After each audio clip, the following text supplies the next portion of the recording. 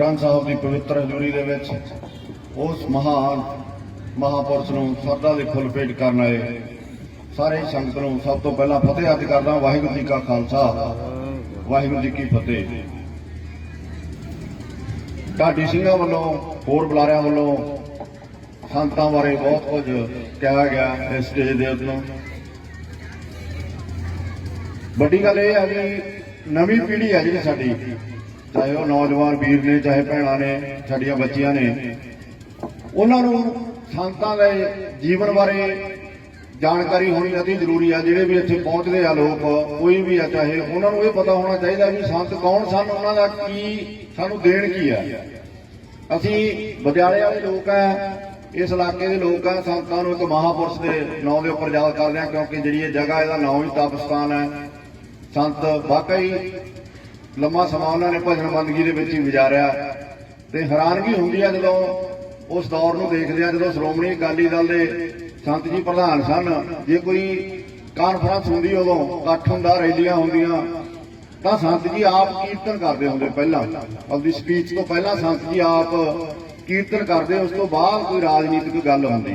किहो जिहा अकाली दल सीगा उस समय का, उन्होंने सोचना पैना, सानूं वो गल वल ध्यान देना पैना भी संतां दे समय अकाली दल किहो जिहा सीगा। मैं तो पहला ढाडी सिंह ने अज मैं जिहड़ा एक लेख लिखिआ उहदे बारे उन्होंने जिक्र कीतागा।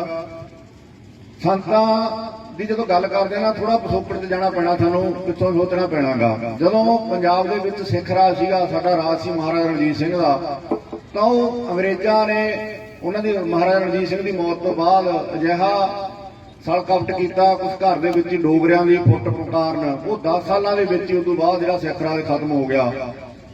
1839 दे विच महाराजा रणजीत सिंह की मौत हुई ते 1849 दे विच सिख राज खत्म हो गया, अंग्रेज़ां दा राज हो गया। इत्थे अंग्रेज़ां ने उस तो बाद लम्मा समा मतलब सिखां नूं इस तरह दे नाल साडी कौम दे विच जिहड़ा लड़न मन राज करन दा जज्बा सी उहनूं खत्म करन दे लई बहुत कुछ कीता। चलो अगले लंबी गल करते आप। उस तो बाद अंग्रेज़ों 100 साल राज किया साडे ते, अंग्रेज़ों के खिलाफ पंजाब के लोग लड़े, बंगाल के लोग लड़े। ज़्यादातर जो असीं इतिहास में देख लिया तो अंग्रेज़ों के खिलाफ या पंजाबी लड़े या बंगाली लड़े। बाकी हिंदुस्तान के लोग कोई 2-4% लड़े आ, कोई तामा टल्ला बंदा बाकी सूबों का सीगा।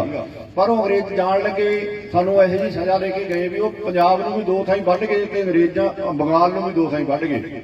असीं 2 कौमां ने, बंगालियां ते पंजाबियां ने, उन्हां नाल लड़ाई लड़ी और सानूं दोनों कौमां नूं सज़ा दे गए।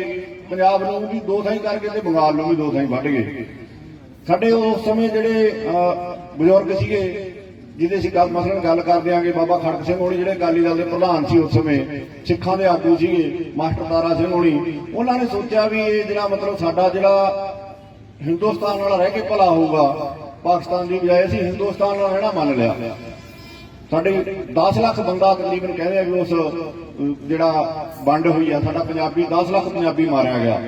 10 लाख पंजाबी शायद जिहड़ी असीं गल कर रहे हैं एटम बंबां च भी नहीं मारे गए होणे, जिन्ने लोग साडे उस वंड दे विच मारे गए। हिंदुस्तान की आज़ादी सी, पंजाब की बर्बादी हुई, 10 लाख बंदा साडा मारिया गया।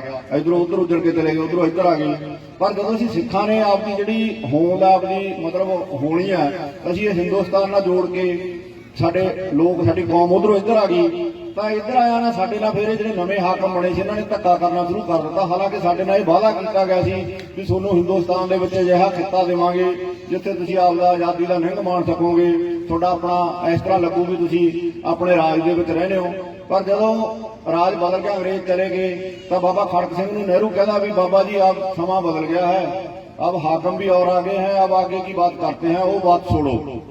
तो जिहड़ा कोई साडे नाल वादे कीते सी वो सारे खत्म हो गए। तो उस तो बाद मतलब पंजाबी जिहड़ा पंजाब सी, पंजाब का नाम भी ना दिता गया, सानूं पंजाबी सूबा भी ना दिता गया। तो यह उदों अगे जो गल चलती है 31 दिसंबर 1949 47 से याद होने 31 नवंबर 1949 दे विच मतलब 2-3 साल 4 साल बाद ला लो, तो जो असीं पंजाबी सूबे की मंग की तो जिहड़ा इत्थे पंजाब सी, जिहड़ा वड्डा पंजाब सी उदों ये दिल्ली तक सीगा, तो इहदा मुख मंत्री सीगा भीम सैन सच्चर। उन्हें पंजाबी सूबा जिंदाबाद का नारा लाउण ते भी पाबंदी लाती भी जिहड़ा कोई नारा लाऊ इहनूं भी मतलब कैद कर देंगे। ते अकाली दल ने फिर उहदे खिलाफ ਮੋਰਚਾ ਲਾਇਆ, ਉਹ ਪੰਜਾਬੀ ਸੂਬਾ ਜਿੰਦਾਬਾਦ ਕਹਿਣ ਦੇ ਨਾਂ ਤੇ, ਸੂਬਾ ਲੈਣਾ ਦਾ ਬਾਅਦ ਦੀ ਗੱਲ ਆ, ਜਿੰਦਾਬਾਦ ਕਹਿਣ ਦੇ ਨਾਂ ਤੇ ਵੀ ਮਤਲਬ ਜਿਵੇਂ ਹੁਣ ਸਾਡੇ ਤੇ ਫਰਮਾਨ ਆ ਗਿਆ ਵੀ ਜਿਹੜਾ ਪਰਾਲੀ ਨੂੰ ਅੱਗ ਲਾ ਦੂਗਾ ਤੇ ਉਹਨੂੰ 1 ਕਰੋੜ ਰੁਪਇਆ ਜੁਰਮਾਨਾ ਹੋ ਜੂ, 5 ਸਾਲ ਦੀ ਸਜ਼ਾ ਹੋ ਜੂ। ਇਸ ਤਰ੍ਹਾਂ ਦਾ ਹੀ ਫਰਮਾਨ ਸੀ ਵੀ ਪੰਜਾਬੀ ਸੂਬਾ ਜਿੰਦਾਬਾਦ ਕਹੋਗੇ ਤਾਂ ਉਹਨੂੰ ਸਜ਼ਾ ਹੁੰਦੀ ਸੀ, ਤੇ ਕੇਸ ਦਰਜ ਹੁੰਦਾ ਸੀਗਾ। ਉਹ ਪਾਬੰਦੀ ਤੋਂ ਤੋੜਨ ਦੇ ਲਈ ਅਕਾਲੀ ਦਲ ਨੇ ਮੋਰਚਾ ਲਾਇਆ, ਤੇ ਜਦੋਂ ਮੋਰਚਾ ਲਾਇਆ ਤੇ ਚੱਲਦਾ ਰਿਹਾ 10 ਮਈ 1955। 10 ਮਈ 1955 ਨੂੰ ਉਸ ਮੋਰਚੇ ਨੂੰ ਫੇਲ ਕਰਨ ਦੇ ਲਈ ਮਾਸਟਰ ਤਾਰਾ ਸਿੰਘ ਦੀ ਅਗਵਾਈ ਸੀ ਉਹ, ਤੇ ਉਦੋਂ ਮਤਲਬ ਦਰਬਾਰ ਸਾਹਿਬ ਦੇ ਵਿੱਚ ਫੌਜ ਭੇਜ ਦਿੱਤੀ ਗਈ। ਉਹ ਮੋਰਚਾ ਜਿਹੜਾ ਸੀਗਾ 84 ਵਾਲੀ ਗੱਲ ਯਾਦ ਆ, ਸਾਡੇ ਵੀ 1984 ਚ ਫੌਜ ਭੇਜੀ ਗਈ ਆ, ਪਰ 1955 ਚ 10 ਮਈ 1955 ਨੂੰ ਦਰਬਾਰ ਸਾਹਿਬ ਦੇ ਵਿੱਚ ਜਿਹੜੀ ਫੌਜ ਆ ਭਾਰਤ ਦੀ ਪੁਲਿਸ ਹੈ, ਭਾਰਤ ਦੀ ਫੌਜ ਸਰਕਾਰ ਨੇ ਭੇਜ ਦਿੱਤੀ ਗਈ ਉਹ ਮੋਰਚੇ ਨੂੰ ਫੇਲ ਕਰਨ ਦੇ ਲਈ। ਤਾਂ ਉਦੋਂ ਸੰਤ ਫਤਿਹ ਸਿੰਘ ਚੀਨ ਦੇ ਵਿੱਚ ਆਉਂਦੇ ਨੇ। ਸੰਤ ਫਤਿਹ ਸਿੰਘ ਤੇ ਬਾਬਾ ਚੰਨਣ ਸਿੰਘ ਜੀ ਜਿਹੜੇ ਬੁੱਢਾ ਜੌਹਰ ਤੋਂ ਸੀਗੇ, ਇਹਨਾਂ ਨੇ ਜਦੋਂ ਦਰਬਾਰ ਸਾਹਿਬ ਦੇ ਵਿੱਚ ਫੌਜ ਭੇਜੀ ਗਈ ਤਾਂ ਫਿਰ ਉਸ ਤੋਂ ਬਾਅਦ ਸੰਤਾਂ ਨੇ ਉਸ ਮੋਰਚੇ ਦੇ ਵਿੱਚ ਸ਼ਮੂਲੀਅਤ ਕੀਤੀ ਹੈ। ਉਹ ਜਿਹੜਾ ਪੰਜਾਬੀ ਸੂਬਾ ਜਿੰਦਾਬਾਦ ਵਾਲਾ ਮੋਰਚਾ ਸੀ ਉਹਦੇ ਵਿੱਚ ਸੰਤ ਉਸ ਤੋਂ ਬਾਅਦ ਸ਼ਾਮਲ ਹੋਏ, ਤੇ ਉਸ ਤੋਂ ਬਾਅਦ ਇਹ ਲੰਮਾ ਸਮਾਂ ਚੱਲਦਾ ਰਿਹਾ। 1956 ਦੇ ਵਿੱਚ ਫਿਰ ਇੱਕ ਪੈਪਸੂ ਰਾਜ ਬਣਾਇਆ ਸੀ, ਉਹ ਵੀ ਤੋੜ ਦਿੱਤਾ ਇਹਨਾਂ ਨੇ। ਉਹ ਲੰਮਾ ਸਮਾਂ ਉਹਦਾ ਜਿਹੜਾ ਸੰਘਰਸ਼ ਆ ਉਹ ਚੱਲਦਾ ਰਿਹਾ। ਤੇ ਜੇ ਆਪਾਂ ਗੱਲ ਕਰਦੇ ਹਾਂ ਉਦੋਂ 20 ਜੂਨ 1960 ਨੂੰ ਇਹ ਪੰਜਾਬੀ ਸੂਬਾ ਲੈਣ ਦਾ ਜਿਹੜਾ ਮੋਰਚਾ ਲੱਗਿਆ, ਜਿਹੜਾ ਪੰਜਾਬੀ ਸੂਬਾ ਅੱਜ ਆਪਾਂ ਪੰਜਾਬ ਜਿਹੜੇ ਪੰਜਾਬ 'ਚ ਆਪਾਂ ਰਹਿੰਦੇ ਹਾਂ ਅੱਜ, ਇਸ ਪੰਜਾਬ ਨੂੰ ਲੈਣ ਦੇ ਲਈ ਪੰਜਾਬੀ ਸੂਬੇ ਦੇ ਲਈ 1960 ਦੇ ਵਿੱਚ ਮੋਰਚਾ ਲੱਗਿਆ। ਉਦੋਂ ਮਾਸਟਰ ਤਾਰਾ ਸਿੰਘ ਪ੍ਰਧਾਨ ਸੀ ਤੇ ਸੰਤ ਬਾਬਾ ਫਤਿਹ ਸਿੰਘ ਮੀਤ ਪ੍ਰਧਾਨ ਸੀ ਅਕਾਲੀ ਦਲ ਦੇ। ਉਸ ਤੋਂ ਬਾਅਦ ਸੰਤਾਂ ਨੇ 3 ਮੀਟਿੰਗਾਂ ਉਸ ਸਮੇਂ ਜਵਾਹਰ ਲਾਲ ਨਹਿਰੂ ਨਾਲ ਕੀਤੀਆਂ ਪੰਜਾਬੀ ਸੂਬੇ ਦੇ ਸੰਬੰਧ ਦੇ ਵਿੱਚ। ਵੱਡਾ ਇਤਿਹਾਸ ਹੈ। ਉਸ ਤੋਂ ਬਾਅਦ ਜੇ ਆਪਾਂ ਗੱਲ ਕਰਦੇ ਹਾਂ ਮੋਰਚਾ ਲੱਗਿਆ ਸੰਤਾਂ ਨੂੰ, ਪਹਿਲਾਂ ਮਾਸਟਰ ਤਾਰਾ ਸਿੰਘ ਨੇ ਜਿਹੜਾ ਮਰਨ ਵਰਤ ਰੱਖਿਆ, ਉਸ ਤੋਂ ਬਾਅਦ ਸੰਤਾਂ ਨੂੰ ਵੀ ਮਰਨ ਵਰਤ ਰੱਖਣੇ ਪਏ ਇਹਦੇ ਚ। ਤੇ ਇਹ ਸਾਨੂੰ ਪੰਜਾਬੀ ਸੂਬਾ ਜਿਹੜਾ 1 ਨਵੰਬਰ 1966 ਨੂੰ ਮਿਲ ਗਿਆ। ਪੰਜਾਬੀ ਸੂਬਾ ਜਿਹਨੂੰ ਜ਼ਿਆਦਾਤਰ ਅੱਜ ਵੀ ਜਿਹੜੇ ਸਾਡੇ ਲੋਕ ਨੇ ਨਾ ਉਹ ਇਹ ਕਹਿ ਕੇ ਛੋਟਾ ਕਰ ਦਿੰਦੇ ਆ ਵੀ ਲੰਗੜਾ ਲੂਲਾ ਜਿਹਾ ਸੂਬਾ ਲੈ ਲਿਆ ਪੰਜਾਬ, ਜਿਹੜਾ ਹੈਗਾ ਪੰਜਾਬ ਮਤਲਬ ਵੱਡਾ ਪੰਜਾਬ ਸੀਗਾ, ਸਾਨੂੰ ਐਡਾ ਪੰਜਾਬ ਲੈਤਾ। ਸੰਤਾਂ ਦੀ ਇਸ ਪ੍ਰਾਪਤੀ ਨੂੰ ਅੱਜ ਵੀ ਛੋਟਾ ਕਰਕੇ ਮਤਲਬ ਇਸ ਤਰ੍ਹਾਂ ਦਾ ਪ੍ਰਚਾਰ ਹੈ ਜਿਹੜਾ ਕੀਤਾ ਜਾਂਦਾ ਗਾ।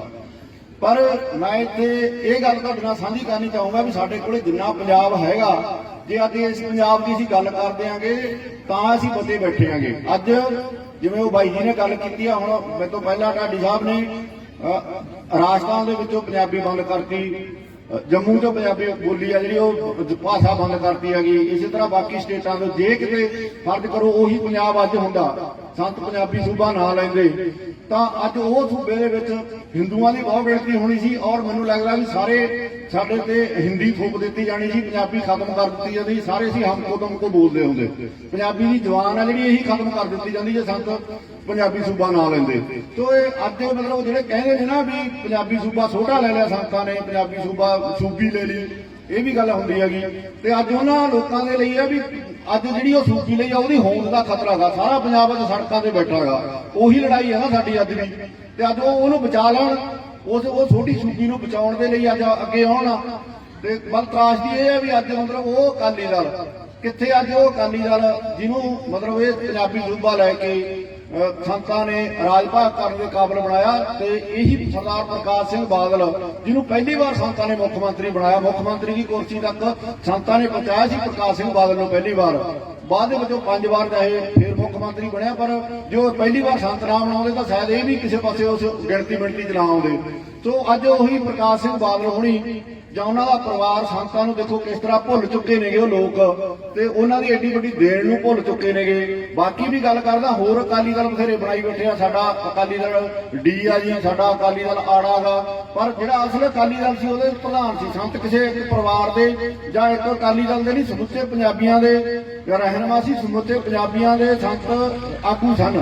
ਤੋਂ ਸਮੁੱਚੇ ਪੰਜਾਬੀਆਂ ਨੂੰ ਉਹਨਾਂ ਨੂੰ ਯਾਦ ਕਰਨਾ ਬਣਦਾ। ਅੱਜ ਦੇ ਸੰਘਰਸ਼ ਦੇ ਵਿੱਚ, ਅੱਜ ਦੇ ਮੌਕੇ ਤੇ ਜਦੋਂ ਅਸੀਂ ਦੇਖਦੇ ਨਾ, ਜਦੋਂ ਅੱਜ ਸਾਰਾ ਪੰਜਾਬ ਸੜਕਾਂ ਤੇ ਬੈਠਾ ਜੀ, ਪੰਜਾਬ ਦੀ ਹੋਂਦ ਲਈ ਲੜ ਰਹੇ ਆ। ਸੋ ਇਹ ਪੰਜਾਬ ਆ ਜਿਹੜਾ ਸੰਤਾਂ ਨੇ ਦਿੱਤਾ ਹੋਇਆ, ਜੋ ਸੰਤਾਂ ਨੇ ਦਿੱਤੇ ਹੋਏ ਪੰਜਾਬ ਨੂੰ ਬਚਾਉਣ ਦੀ ਲੜਾਈ ਲੜ ਰਹੇ ਆ ਜੀ। ਸੋ ਇਹ ਬਹੁਤ ਵੱਡੀ ਪ੍ਰਾਪਤੀ ਹੈ ਸੰਤਾਂ ਦੀ, ਸ਼ਾਇਦ ਇਹਨੂੰ ਉਸ ਤਰ੍ਹਾਂ ਦੇ ਨਾਲ ਲੋਕਾਂ ਦੇ ਵਿੱਚ ਪ੍ਰਚਾਰਿਆ ਹੀ ਨਹੀਂ ਜਾ ਰਿਹਾ। ਕੁਝ ਨੈਗੇਟਿਵ ਗੱਲਾਂ ਜਿਹੜੀਆਂ ਉਹਨਾਂ ਨੂੰ ਲਿਆ ਕੇ ਅੱਗੇ ਰੱਖਿਆ ਜਾ ਰਿਹਾ ਹੈਗਾ। ਸੋ ਇਹ ਗੱਲ ਹੈ ਕਿ ਸੋਚਣ ਦੀ ਲੋੜ ਹੈ ਵੀ ਜਿਹੜਾ ਕੁਝ ਸਾਡੇ ਕੋਲੇ ਹੈ ਉਹ ਸਾਨੂੰ ਸੰਤਾਂ ਨੇ ਦਿੱਤਾ ਹੋਇਆ, ਤੇ ਅੱਜ ਉਹ ਸੰਤਾਂ ਨੇ ਦਿੱਤੇ ਹੋਏ ਨੂੰ ਬਚਾਉਣ ਦੀ ਲੋੜ ਹੈਗੀ। ਉਹਨੂੰ ਬਚਾਉਣ ਦੇ ਲਈ ਅੱਗੇ ਆਉਣ ਦੀ ਲੋੜ ਹੈ। ਜਿਹੜਾ ਸੰਘਰਸ਼ ਕਰ ਰਹੇ ਲੋਕ ਨੇ, ਇਹ ਜਿਹੜਾ ਕੁਝ ਸਾਨੂੰ ਸੰਤਾਂ ਦੀ ਦਿੱਤੀ ਹੋਈ ਵਿਰਾਸਤ ਹੈ ਉਹਨੂੰ ਬਚਾਉਣ ਦੇ ਲਈ ਲੜ ਰਹੇ ਨੇ। ਸੋ ਇੰਨੀਆਂ ਕੀ ਗੱਲਾਂ ਕਰਨੀਆਂ ਸੀ ਮੈਂ, ਬਾਕੀ ਜੇ ਕੋਈ ਵੱਧ ਘੱਟ ਬੋਲਿਆ ਗਿਆ ਹੋਵੇ ਤਾਂ ਖਿਮਾ ਦਾ ਯਾਦਗਾ। ਵਾਹਿਗੁਰੂ ਜੀ ਕਾ ਖਾਲਸਾ, ਵਾਹਿਗੁਰੂ ਜੀ ਕੀ ਫਤਿਹ।